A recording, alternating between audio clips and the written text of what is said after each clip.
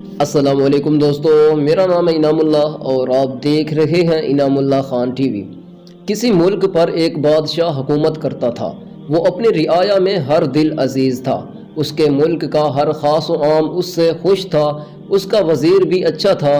بادشاہ روز صبح اللہ کا نام لے کر اٹھتا اور اپنی عوام کی بھلائی کے کاموں میں لگ جاتا۔ زندگی یوں ہی گزر رہی تھی کہ کسی دشمن ملک نے حملہ کر دیا۔ بدقسمتی سے بادشاہ کو شکست کا سامنا کرنا پڑا اور بادشاہ کو قید میں ڈال دیا گیا۔ آہستہ آہستہ حالات پھر سے معمول پر آنے لگے۔ آنے والا نیا بادشاہ بھی رعایا کا دل جیتنے میں لگ گیا۔ زندگی پھر سے رواں دواں ہو گئی، مگر یہاں قیدی بادشاہ اپنے شب و روز یہ سوچنے میں لگانے لگا کہ آخر اس سے کہاں ایسی کوئی غلطی یا گناہ ہوا ہے جس کی سزا مل رہی ہے۔ بادشاہ قید خانے میں اللہ کا شکر ادا کر رہا تھا۔ اس کا کھانا بھی وقت پر پہنچ جاتا تھا، لیکن جب دوپہر کے کھانے کا وقت ہوتا تو اس کو شاہی چاولوں کی خوشبو آنے لگتی۔ وہ سوچتا شاید آج اس کے لیے شاہی کھانا آنے والا ہے، مگر کھانا آتا تو وہی قیدیوں والا۔ وہ سمجھ نہیں پاتا تھا کہ آخر یہ خوشبو کہاں سے آتی ہے۔ بادشاہ کو قید میں اب 8 ماہ ہونے کو تھے۔ ایک دن بادشاہ کو صبح کا کھانا نہ دیا گیا اور دوپہر کا کھانا بھی اس کے مقررہ وقت پر نہ پہنچا۔ اب بادشاہ کو بھوک ستانے لگی کہ اچانک اس کو وہی شاہی چاولوں کی خوشبو آنے لگی۔ اس نے اپنے قید خانے میں موجود روشن دان سے آواز لگائی کہ اگر کوئی اللہ کا بندہ اس طرف ہے تو مجھ کو کھانے کو کچھ دے، میں بھوکا ہوں۔ قید خانے کے باہر ایک آدمی تھا۔ اس نے کپڑے کے اندر کچھ کھانا باندھ کر روشن دان سے اندر پھینک دیا۔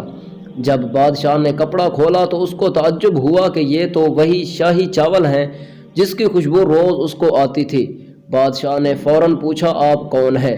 دیوار کے اس پار سے آواز آئی کہ میں ایک فقیر ہوں اور روز بھیک مانگنے کے لیے بیٹھتا ہوں۔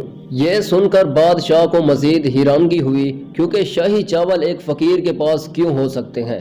بادشاہ نے اپنے سوال کو فقیر کے سامنے رکھا۔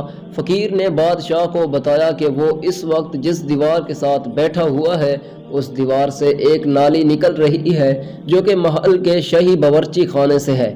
وہ روز صبح جب یہاں آتا ہے تو اس نالی کے آگے ایک کپڑا باندھ دیتا ہے، جس کی وجہ سے بہہ کر آنے والا کھانا اور چاول اس کپڑے میں رہ جاتا ہے اور پانی آگے چلا جاتا ہے۔ پھر وہ اس کھانے کو گھر لے جاتا ہے، اس میں سے چاول الگ کر کے ان کو دھوتا ہے اور چاولوں کو سکھا کر جمع کر لیتا ہے، اور اسی طرح سے اس نے کافی چاول جمع کر رکھے ہیں، مگر اب وہ یہ کھانا اور جمع نہیں کر پا رہا، کیونکہ یہ کھانا تو اس نے پہلے حکمران کی حکومت میں جمع کیا تھا۔ اس فقیر نے نہایت افسوس کے ساتھ بتایا کہ شاید اب کا بادشاہ اپنے ملازمین کو کھانا پھینکنے نہیں دیتا ہوگا۔ یہ سنتے ہی بادشاہ کو سمجھ آ گیا کہ آخر اس کو کس گناہ کی سزا ملی ہے۔ فقیر جب اپنی بات کہہ چکا تو اس نے بادشاہ سے پوچھا کہ وہ کون ہے اور قید خانے میں کیوں ہے۔ بادشاہ نے اشک بار ہو کر اس کا جواب دیا کہ وہ ایک بد نصیب بادشاہ تھا اور وہ اس وقت اپنے اللہ کی نعمت کو ضائع کرنے کی سزا کاٹ رہا ہے۔ اللہ کی نعمت صرف اناج ہی نہیں بلکہ ہر وہ حلال چیز ہے جس کے استعمال سے ہم کو سکون ملتا ہے۔ ہوا، پانی، مکان، کپڑا، پیٹرول، گیس اور بجلی، یہ سب ہمارے اللہ کی نعمتیں ہیں۔ جو چیز آپ کے قابل استعمال نہ ہو آپ اس کو اپنے کسی ضرورت مند بھائی یا بہن کو دے دیں۔ جیسا کہ آپ لوگ جانتے ہوں کہ آج کل پاکستان بہت سی مشکلات میں ہے، جس میں پانی کا اور بجلی کا بحران سر فہرست ہے۔ کہیں یہ مشکلات بھی تو ہمارے کسی کفران نعمت کا ہی تو نتیجہ نہیں؟ تو دوستو، اگر آپ کو ہماری یہ ویڈیو اچھی لگی تو ہمارے اس چینل کو سبسکرائب کریں اور پاس لگے بیل آئیکن کے بٹن کو بھی پریس کر دیں۔ شکریہ۔